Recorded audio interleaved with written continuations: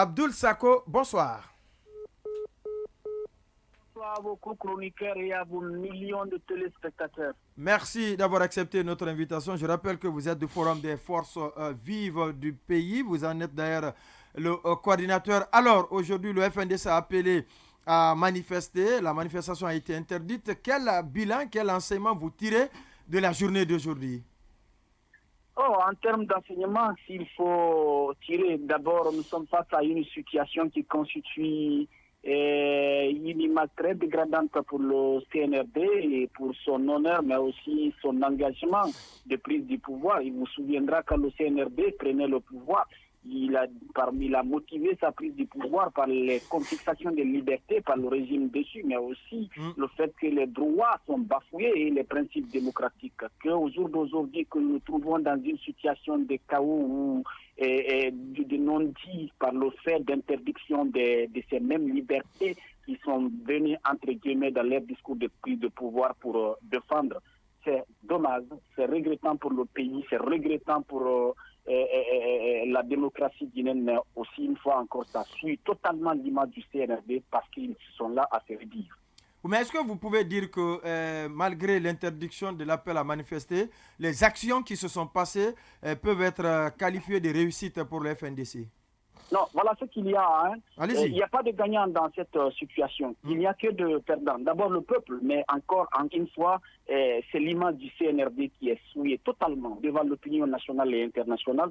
Ça ramène vraiment à poser la question, est-ce que le motif pour lequel ils ont pris le pouvoir en était? Mais de toute évidence, comment vous pouvez comprendre, bien évidemment, que dans une période de transition, nulle autorité n'a la légalité ou la légitimité, si ce n'est que par le biais du consensus et par le biais du dialogue. Comment vous pouvez comprendre que nous soyons dans une telle situation simplement parce que les Guinéens veulent qu'on se parle? On se parle, nous confrontons nos idées, nous confrontons nos besoins, nous confrontons notre manière de comprendre la conduite de la transition par la force des arguments. Comment vous pouvez comprendre que c'est le CNRD qui a fait totalement le projet du régime dessus puisse recourir à la force? Donc, une fois encore, il n'y a pas de gagnant dans cette situation, mais le plus grand perdant, c'est bien entendu le CNRD. À cette allure, est-ce qu'on peut s'attendre à une autre manifestation projetée par le Forum des forces vives? Je vais vous dire, par principe, au jour d'aujourd'hui, au niveau des forces vives de la nation, nous n'avons pas autre recours parce que nous avons demandé le dialogue, nous avons proposé, nous avons plaidé aussi bien au niveau national qu'international, mais vous comprendrez par là que lorsque le CNRD ferme totalement les portes par rapport au dialogue, on n'a pas autre recours sinon que ces manifestations. Et une fois encore, nous n'allons pas accepter que le CNRD nous brime dans nos droits, nous prive de ces droits consacrés par la SAP et qui sont consacrés par leur motif de prise de pouvoir. Donc, une fois encore, au niveau des forces vives de la nation, ce que nous déplorons d'ailleurs. Non, est-ce qu'à l'allure là, vous allez projeter une manifestation, vous aussi, bientôt? Il n'y a même pas de midi à 14h. Je suis en train de vous dire là, on n'a pas une autre option devant nous aujourd'hui parce que le CNRD nous ferme absolument la porte par rapport au dialogue. À la suite du FNDC, à la suite du FNDC, il faut s'attendre à une autre manifestation de la part du Forum des forces vives, c'est ça? Le travail au niveau du Forum des forces vives aujourd'hui, comment les gens vont sortir, notamment nos frères du FNDC, de savoir aujourd'hui que le contexte a changé. Les réalités sont autres. Si hier, le FNDC pouvait, à travers ses alliés seulement, faire bouger les lignes, mais au jour d'aujourd'hui, il faut sortir des questions de personnes, il faut sortir des questions d'individualisme, entre guillemets, à des entités données, mais regardez tous qui ont aujourd'hui une convergence de vues, tous qui ont aujourd'hui les mêmes reproches par rapport à... Là n'est pas ma question. Est-ce que le Forum des forces vives aussi va projeter une manifestation? Ça, c'est évident. Mais au-delà, le Forum des forces vives est dans une approche collégiale. Dernière question. Oui, monsieur Sako, ma question est de savoir, du coup, est-ce que les forums des forces vives, est-ce que vous étiez, vous, sur le terrain aujourd'hui? Parce que je vous pose cette question parce que hier...